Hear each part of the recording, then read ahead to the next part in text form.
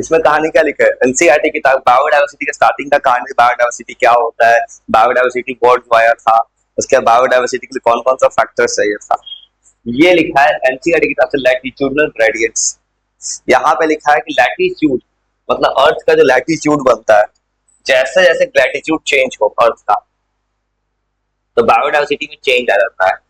जैसे बीच में ये है लैटिट्यूडनल लाइंस अर्थ का, हॉरिजॉन्टल, और जैसे जैसे इस लैटिट्यूड से इक्वेटर से जैसे जैसे दूर जा रहे हैं वैसे जैसे बोल रहा है कि इस केस में स्पीसीज डाइवर्सिटी डिक्रीज कर रहा है। इसका सीधा रीजन इक्वेटर पे सनलाइट डायरेक्ट करता है, जैसे पोल्स की तरफ जाके। अब यहाँ पे जो ट्रॉपिक रीजन है, यहाँ जो पोलर रीजन है, इस जगह पे डाइवर्सिटी कम है। ट्रॉपिक्स है more species and temperate of polar regions, ये लिखा है एनसीईआरटी ने। इसका सीधा सा जवाब ऐसा क्यों है? क्योंकि ट्रॉपिक्स के पास ग्रेट डाइवर्सिटी क्यों है? सबसे ज्यादा ट्रॉपिक्स में सनलाइट काफी ज्यादा गिरता है, जो सबसे बड़ा रीजन सोलर एनर्जी, क्योंकि सोलर एनर्जी ज्यादा गिरता है तो फोटोसिंथेसिस सबसे ज्यादा होता है इस रीजन में। लेकिन ट्रॉपिक एनवायरनमेंट है लेस सीजनल, ज्यादा कांस्टेंट। जैसे इंडिया का जो साउथ इंडिया है वहां वेरिएशन कांस्टेंट है, क्योंकि हमेशा एक ही टेम्परेचर होता है। मुंबई हो, केरला हो, वहां टेम्परेचर का वेरिएशन नहीं है। नॉर्थ इंडिया में वेरिएशन है, वही लिखा है ऐसे जगह पे स्टेबिलिटी सबसे ज्यादा होता है, ऐसी जगह पर हमेशा सनलाइट गिरेगा। और दूसरा एक और लिख रहा है स्पेसिएशन कि इस रीजन में कि हमेशा जो है कि कोई भी स्पीसीज जो है बहुत सारे केसेस में अनडिस्टर्ब्ड है, जब तक कोई अचानक से कोई लॉन्ग नहीं टाइम फॉर डाइवर्सिफिकेशन, मतलब इस जगह पे जो भी स्पीसीज रहता है इस स्पीसीज को जनरली कोई प्रॉब्लम नहीं होता है, जब तक कोई बहुत बड़ा कोई हैपनिंग ना हो जाए, नेचुरल कैलामिटी कुछ भी। Tropical atmosphere remain relatively undisturbed for millions of years. ये बोल रहा है कि इस रीजन में जो भी एनिमल रहता है ट्रॉपिकल रीजन में, उस मतलब ये जो रीजन है ट्रॉपिकल जहाँ इक्वेटर के पास का है, इस रीजन में सनलाइट लगातार गिरता है, सोलर एनर्जी। और दूसरा इस रीजन में मिलियंस ऑफ इयर्स में ज्यादातर इफेक्ट नहीं पड़ा है, कोई ज्यादा अनडिस्टर्ब रहा है। अनडिस्टर्ब इसलिए रहा है कि इस जगह सब कुछ है लाइफ के सर्वाइवल के लिए। पोलर रीजन में जो है प्रॉब्लम है इतना लो टेम्परेचर कि हर कोई सर्वाइव नहीं कर सकता। और यहाँ पे दिख रहा है मिलियंस ऑफ ईयर, इंसान के आने से पहले दिख रहा है मिलियंस ऑफ ईयर यहाँ पे कोई प्रॉब्लम आया ही नहीं, इसे मिलियंस ऑफ ईयर में पूरा एवोल्यूशन हो गया यहाँ पे। ये जो लिखा है कहानी एनसीईआरटी किताब में, लैटिट्यूडनल डाइवर्सिटी सीधा लिखा है कि जैसे जैसे इक्वेटर से दूर जाएंगे पोल्स की तरफ, वहां जैसे ही दूर जाएंगे वहां डाइवर्सिटी कम होता जाएगा। इक्वेटर पे सबसे ज्यादा है, मतलब ट्रॉपिकल रीजन इक्वेटर के पास का, और उसका रीजन सिर्फ दो रीजन बता रहा है। एक है वहां पे बहुत सारे मिलियंस ऑफ ईयर पे अनडिस्टर्ब था, किसने उस स्पीसीज को डिस्टर्ब नहीं किया था। और दूसरा उस रीजन में सोलर एनर्जी का ड्यूरेशन सबसे ज्यादा है, सनलाइट इतना ज्यादा गिरता है कि सनलाइट गिरने का प्रोडक्टिविटी, फूड चेन का प्रोडक्टिविटी बहुत ज्यादा बढ़ेगा। इस रीजन में सनलाइट कांस्टेंट है, कांस्टेंट होने के कारण कोई वेरिएशंस नहीं आ रहा है, सब कुछ स्टेबल है। इसलिए इंसान को पता है कि हमेशा यही टेम्परेचर रहना है। प्रॉब्लम तब आता है अचानक कहीं ठंडा भी पड़ता है, गर्मी भी ज्यादा पड़ता है, एक ही टेम्परेचर है तो सर कोई आराम से अपने आप को बॉडी को डेवलप कर लेता है। और एनसीईआरटी की किताब में एक ग्राफ लिखा है स्पीसीज एरिया रिलेशन, कौन सा स्पीसीज है किस एरिया में रिप्रेजेंट करता है, एक एनसीईआरटी में ये ग्राफ है।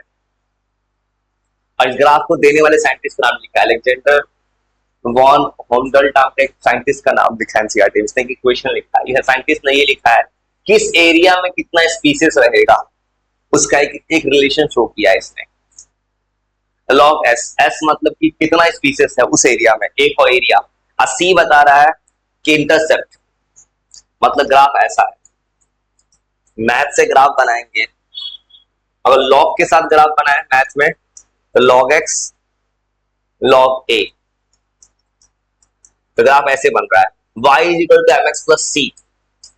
अगर लॉग ए को जीरो कर दो लॉग सी आ रहा है, मतलब ग्राफ ऐसे जा रहा है। ये बोल रहा है इंटरसेप्ट है ये सी, इंटरसेप्ट है कहां जाके ये लाइन वाई एक्सिस को कट करेगा। और ये बोल रहा है जेड जो है स्लोप है, क्योंकि मैथ से पढ़ाया जाता है वाई एम एक्स में जो मल्टीप्लाई होता है स्लोप होता है। इस ग्राफ ने क्या बताया, ग्राफ ने बताया है किसी भी एरिया में कितना स्पीसीज होगा उसका एक एक्सपोनेंशियल रिलेशन दे दिया इस ग्राफ में। ग्राफ ने लिखा है log x is equal to log c plus z log a। S कितना स्पीसीज है किस एरिया में है, और सी हो गया ग्राफ का वाई इंटरसेप्ट, कहां जाके ग्राफ इस वाई एक्सिस मतलब एस स्पीसीज को कट करता है। और जेड है पूरा का पूरा स्लोप। स्लोप होता है एक्स कोऑर्डिनेट में क्या मल्टीप्लाई होता है, स्लोप होता है change in y by change in x, वो भी स्लोप कहलाता है। वो ये ग्राफ जो है, ये ग्राफ सीधा क्या कह रहा है, अलेक्जेंडर बॉर्न हंड्रेड नाम का ग्राफ है। अलेक्जेंडर बॉर्न नाम के साइंटिस्ट है, इसने कराया किसी एरिया में कितना स्पीसीज रहेगा, इसका ग्राफ बना दिया। ग्राफ का रिजल्ट याद रखना, एनसीईआरटी में डायरेक्ट ग्राफ दिया है, log s is equal to log c plus z log a। अगर आप ये बता रहे किस एरिया में कितना स्पीसीज है, एस हो गया कितना, ए हो गया एरिया कितना एरिया है, एस हो गया कितना स्पीसीज है, सी हो गया इंटरसेप्ट वाई एक्सिस पे, जेड हो गया स्लोप। और इस ग्राफ में स्लोप का रीजन बता रहा है कि स्मॉल एरिया, जहां एरिया कम है, छोटे छोटे एरियाज में जेड का वैल्यू कम आया है, लेकिन बहुत बड़ा छोटा एरिया जैसे फॉर एग्जांपल कोई छोटा सा आइलैंड होता जहां स्पीसीज कम होगा, जब जेड कम होगा तो एरिया कम है, एरिया कम है तो स्पीसीज भी कम होगा, वहां जेड वहां सब कुछ कम आ रहा है। अब बहुत बड़ा कॉन्टिनेंट, बहुत बड़े कॉन्टिनेंट में बोल रहा है कि जेड थोड़ा सा बढ़ जा रहा है, जैसे एशिया, अफ्रीका एक बहुत बड़ा लैंड स्पीसीज है, तो वैसे केस में बोल रहा है कि स्लोप का वैल्यू थोड़ा 0.6 से 0.12 स्टीपर करने का मतलब क्या, स्लोप ऐसा जा रहा है, यहां से उठ रहा है ये एंगल के साथ।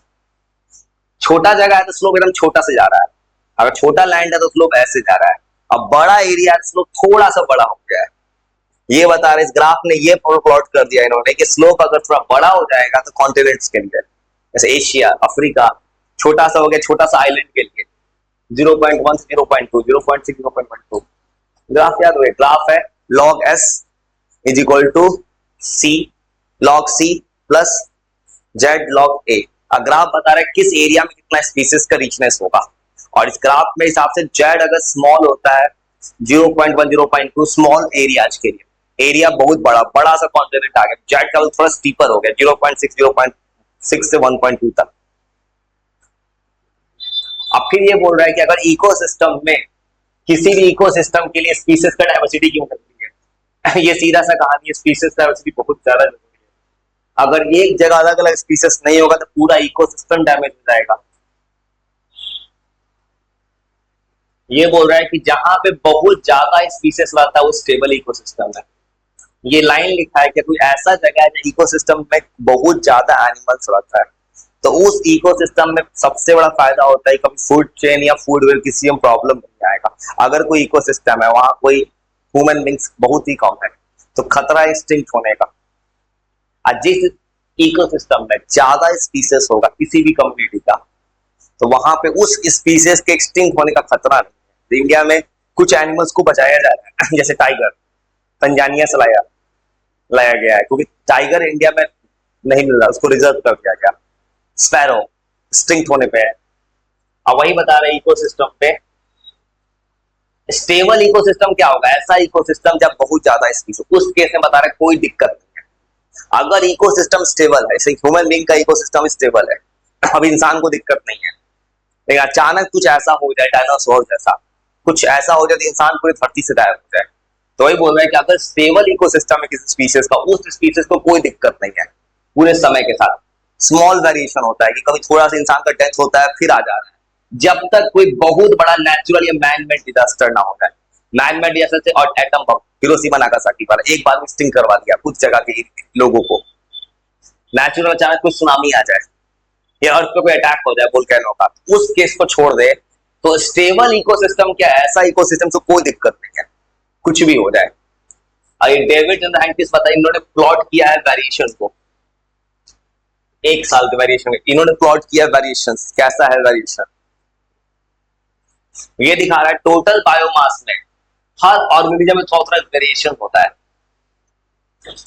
अब वही बोल रहा है इंक्रीज डाइवर्सिटी, ये वेरिएशन इवन इंसान में भी होता है। क्या देखा, जैसे समय के साथ बायोमास बनने में हर ऑर्गेनिज्म में थोड़ा वेरिएशन होता जा रहा है समय के साथ, और वेरिएशन जितना ज्यादा होगा डाइवर्सिटी उतना ज्यादा प्रोडक्टिविटी बढ़ेगा। जैसे इंसान है, इंसान को समय के साथ वो भी अपग्रेडेशन चाहिए। मॉस्किटो, उसके अंदर इम्यूनिटी बन चुका है, उसको मॉस्किटो के कॉल से नहीं मरना है, उसको पता है कि इस चीज को झेल चुका है, वो नया वेरिएंट बन के आ रहा है, म्यूटेशन कर रहा है। और इन्होंने एनसीईआरटी किताब में एक एग्जांपल लिखा है, रिवर्ट पर्पस हाइपोथेसिस। इसे बोला एरोप्लेन इकोसिस्टम है और स्पीसीज है राइवेट ऑन द प्लेन, मतलब उसके ऊपर बैठा हुआ प्लेन पे लोग जो स्पीसीज है उस पे राइवेट है, एरोप्लेन में स्पीसीज बैठा दिया गया, अचानक पॉपिंग आउट कर दे राइवेट। अगर धीरे धीरे राइवेट मतलब स्पीसीज जा रहा था राइवेट के साथ में, कोई स्पीसीज एरोप्लेन में जा रहा है अचानक से, लेकिन अचानक उसके एरोप्लेन के नीचे कुछ कुछ ही गिरना चालू हो जाए, start popping out rivets, species extinction. मतलब एरोप्लेन जा रहा है उसमें स्पीसीज बैठ के साइंटिस्ट करना, अचानक एरोप्लेन में से कुछ स्पीसीज ने वहां से कुछ ही राइवेट को गिराना स्टार्ट किया, तो धीरे धीरे एरोप्लेन पूरा का पूरा जो है धीरे धीरे क्या होगा, स्टार्टिंग में बोल रहा है कुछ राइवेट्स को निकालेंगे तो दिक्कत नहीं होगा, लेकिन जब बहुत ज्यादा राइवेट खाली हो जाएगा, मतलब ज्यादा स्पीसीज खाली हो जाएगा, तो एरोप्लेन का बैलेंसिंग प्रॉब्लम हो जाएगा। उस केस में बोल रहा है कि ज्यादा राइवेट देंगे तो पूरा डेंजरसली वीक हो जाएगा। मतलब अगर उसको स्पीसीज जो है प्लेन के राइवेट्स पे है, मतलब प्लेन के अगर जो प्लेन उड़ रहा है उसके राइवेट के पास कुछ स्पीसीज है, कुछ स्पीसीज को हटाया दिक्कत नहीं आया, लेकिन ज्यादा हटा दिए, मतलब राइवेट्स मतलब फ्यूल टाइप का चीज है एरोप्लेन का, स्टार्टिंग में दिक्कत नहीं है, लेकिन जब बहुत ज्यादा खाली हो गया फ्यूल्स तो उस केस में अचानक पूरा एरोप्लेन जाएगा, मतलब जो भी स्पीसीज था राइवेट्स पूरा एक्सटिंक्ट हो जाएगा। वही बोल रहा है इंसान के किसी एनिमल के साथ की species drives the ecosystem to collapse. ये कहना है कि इकोसिस्टम में सबसे जरूरी है प्रोड्यूसर ग्रीन प्लांट, अचानक ग्रीन प्लांट्स अगर चला गया तो पूरा इकोसिस्टम कोलैप्स हो जाएगा। जैसे डिकम्पोजर्स, कभी अर्थ से डिकम्पोजर चला गया, बैक्टीरिया वायरस फंगी, तब भी इकोसिस्टम पूरा डैमेज हो जाएगा, क्योंकि इकोसिस्टम को बैक्टीरिया वायरस ने डिकम्पोज करके बचाया है। तो वही बोल रहा है रिच बायोडाइवर्सिटी बहुत जरूरी, इसलिए कि बोल रहा है वाटर पॉलिनेशन, ये कुछ क्लीन एयर चाहिए, वाटर अच्छा चाहिए, पॉलिनेशन नहीं होगा तो प्लांट्स में रिप्रोडक्शन नहीं होगा, सेक्सुअल प्लांट्स का साइकिल नहीं चलेगा, न्यूट्रिएंट साइकिल बहुत जरूरी है, नाइट्रोजन साइकिल, कार्बन साइकिल अर्थ पे मेंटेन करे, क्लाइमेट रेवोल्यूशन जो कि ग्लोबल वार्मिंग है, ओजोन डिप्लीशन, ये सब रेगुलेट नहीं किए तब भी हो जाएगा प्रॉब्लम। बस एक कहानी लिखा है, इस कहानी बस क्या है, ये पूरा एक कहानी बना के लिखा है कि पैटर्न डाइवर्सिटी इक्वेटर से दूर जा रहे हैं, पोल की तरफ जा रहे हैं, डाइवर्सिटी कम होता जा रहा है क्योंकि इक्वेटर्स पे सनलाइट ज्यादा आ रहा है। ये स्पीसीज स्पेसिफिकेशन क्या बोल रहा है कि ये क्यों इक्वेटर अच्छा है, एक ट्रॉपिक रीजन इक्वेटर के पास, तो यहाँ पे बहुत साल तक कोई डिस्टर्बेंस नहीं है। फिर लिखा है ग्राफ, इस ग्राफ में स्पीसीज किस एरिया में कितना स्पीसीज है, छोटे एरिया के लिए जेड का वैल्यू कम है, जब बड़ा कॉन्टिनेंट के लिए जेड का वैल्यू ज्यादा हो गया, जेड का वैल्यू बता रहा है कि उस एरिया पे कितना बड़ा एरिया है और कितना स्पीसीज उसमें रहता होगा।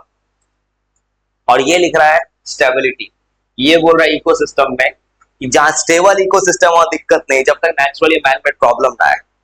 और इस साइंटिस्ट ने बोला है कि अगर एरोप्लेन में जा रहा है राइवर्स पैसेंजर, अगर राइवर्स को थोड़ा गिराते हैं दिक्कत नहीं, पूरा राइवर्स गिरा दिए तो पैसेंजर पूरा का पूरा एरोप्लेन डैमेज हो सकता है। सेम तरह इकोसिस्टम में अगर कुछ स्पीसीज अगर टच कर रहा है, किसी एनिमल का अगर 10-20 लाख इंसान मरता है दिक्कत नहीं है, लेकिन पूरा इंसान चला जाए एक बार में तब दिक्कत हो जाएगी पूरे स्पीसीज को।